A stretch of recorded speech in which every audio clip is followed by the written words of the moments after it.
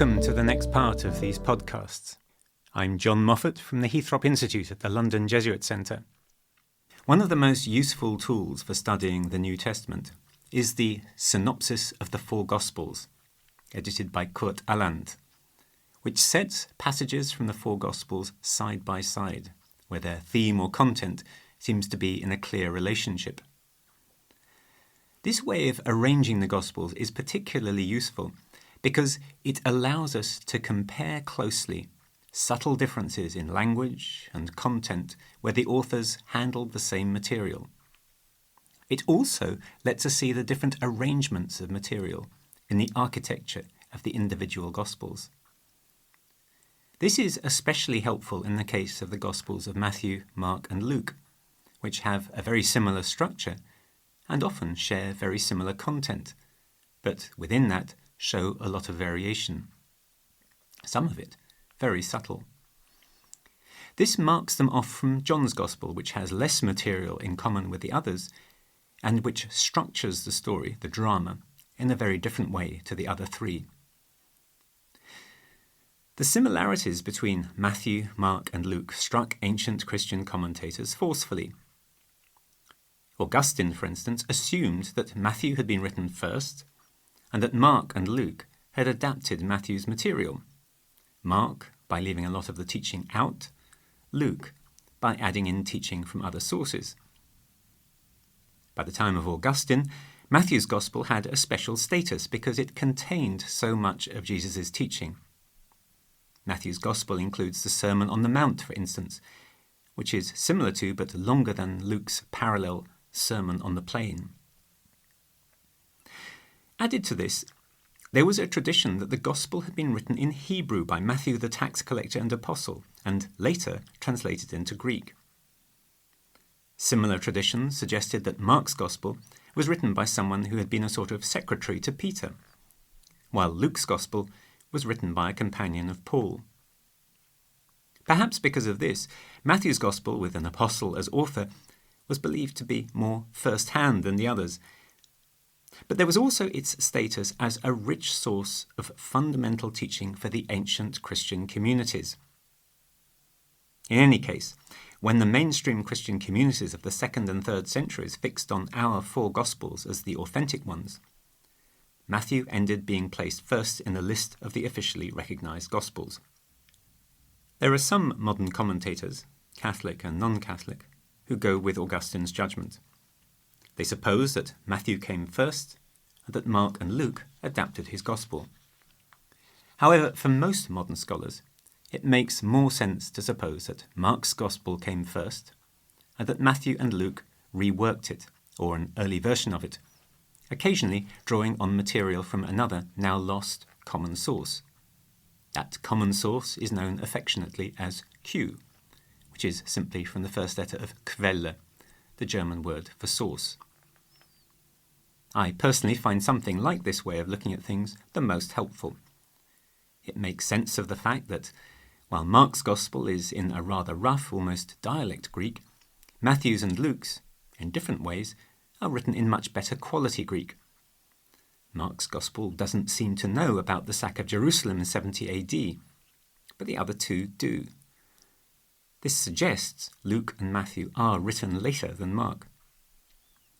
Mark and Matthew both have the story of the healing of the demon called Legion, who goes into a herd of pigs who then plunge into the lake. Mark, however, seems to make a mistake and locates the scene at Gerasa, 30 or 40 miles away from any lake.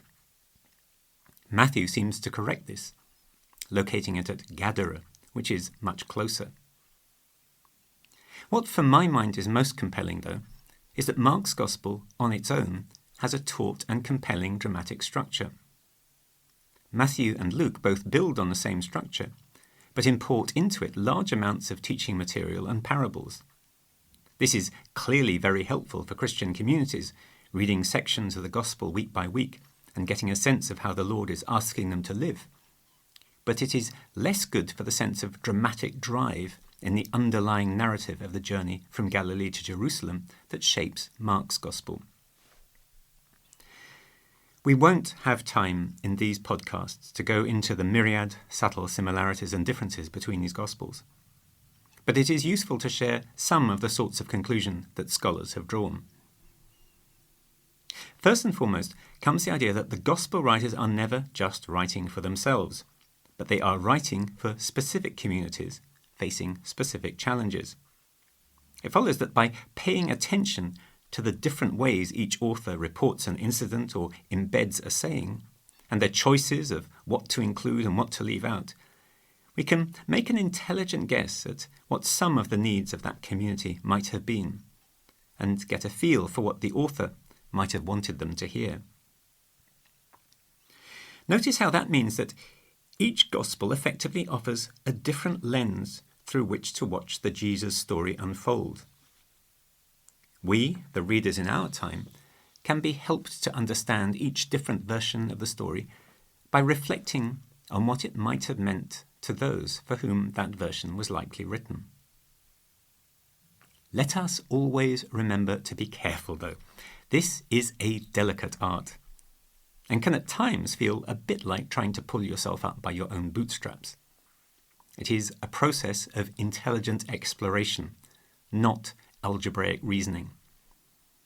Scripture scholars can come up with plausible and helpful ways of looking at these texts, but at the end of the day, they have to look in the mirror and say to themselves, I don't know. We also have to remember, within the Christian tradition, it is permitted for new readers to find new reader meanings. As with the Old Testament, so with the New. The sacred text is accepted as a living text, which can speak to Christians afresh in every age. At their best, the scholarly approaches can help ordinary modern readers to new insights, which help them to read the Gospels more fruitfully for their own life journey. Let's just get a flavour of the sort of intelligent guesses that people make. We'll start with Mark. Some have suggested that Mark's rough, simple Greek might have been the sort of dialect in common use in Egypt. He could be writing for a Christian community in Egypt itself, or for one of the migrant Christian groups that had formed in Rome itself. He doesn't seem to have a very clear idea of the geography of Judea. This suggests that he had never actually been there himself.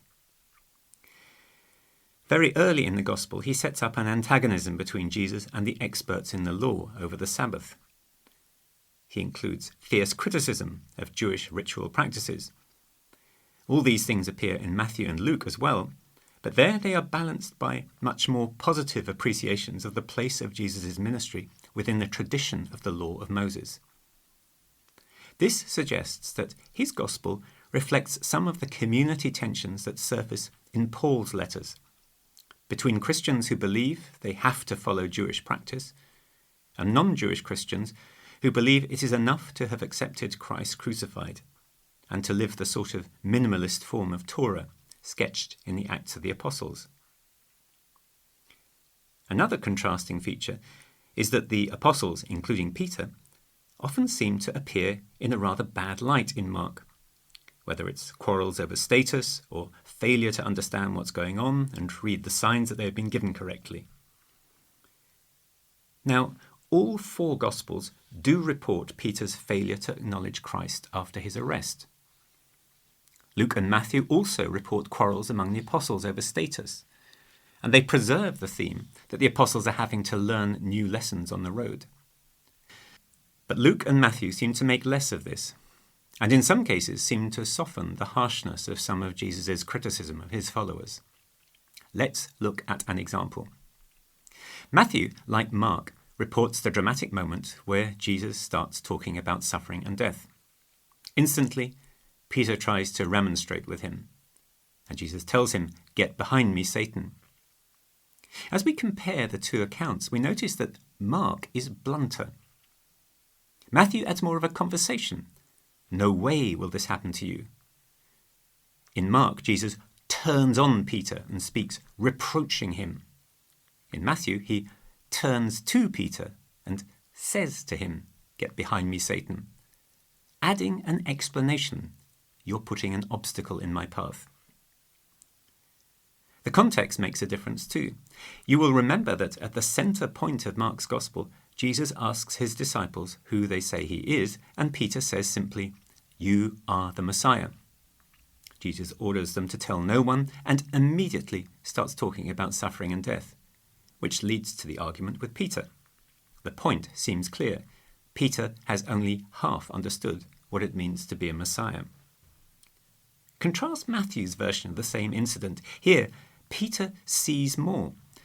"You are the Messiah, the Son of the living God."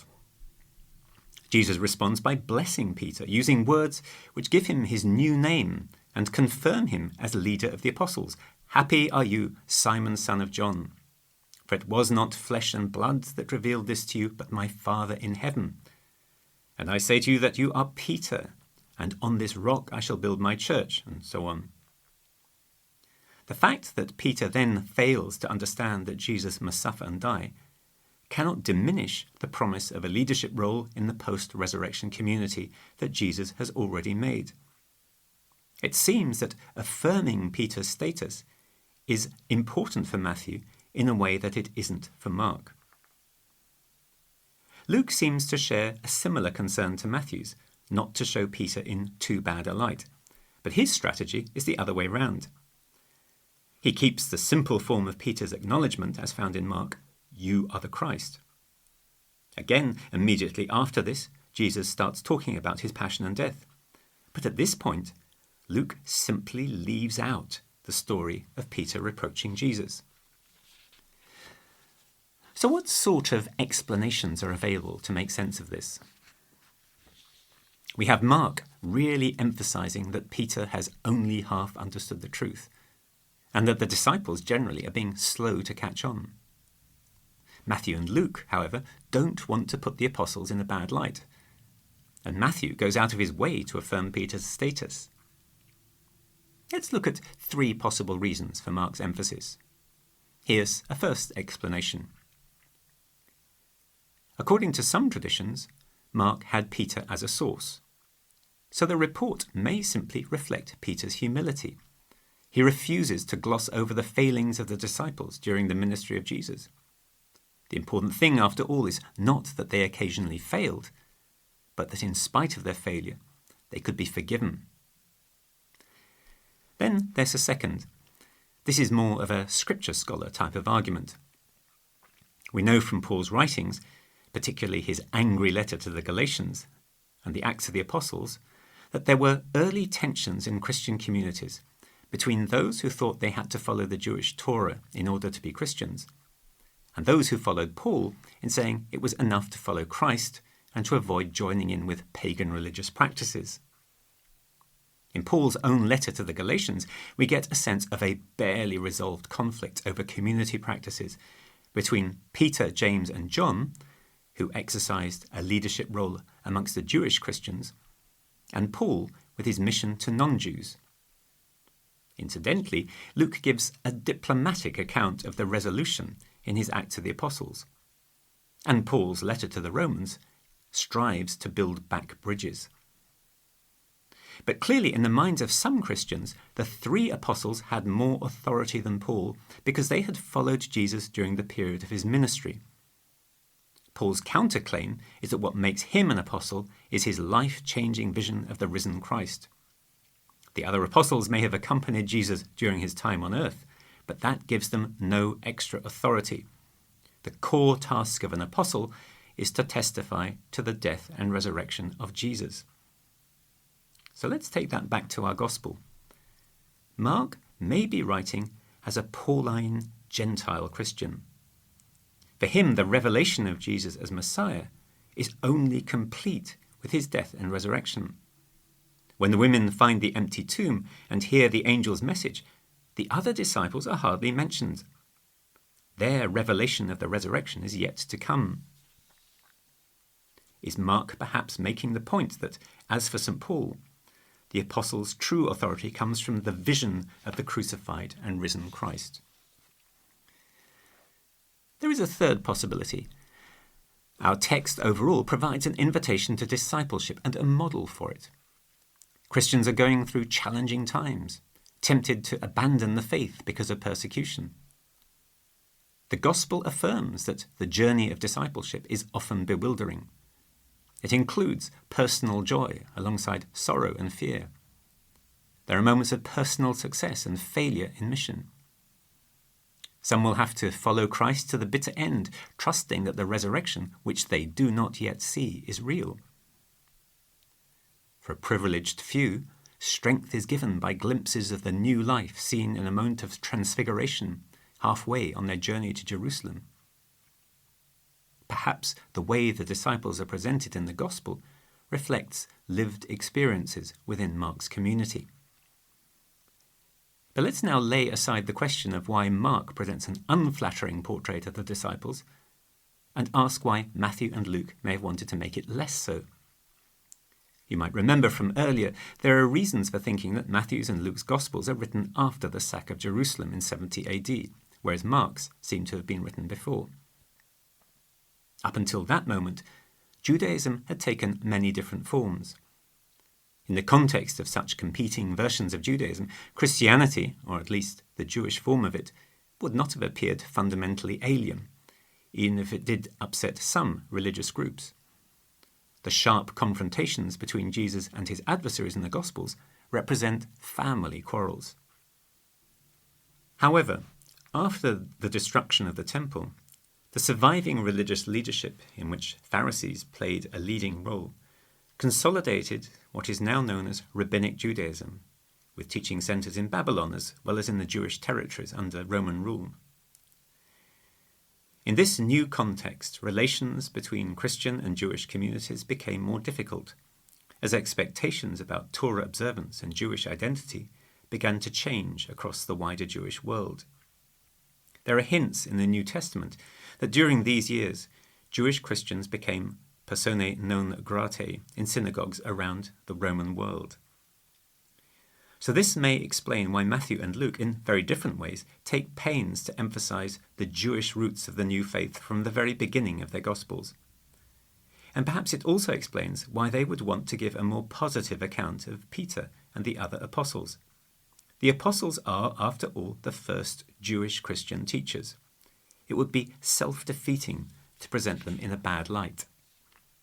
Thank you for listening, and see you next episode.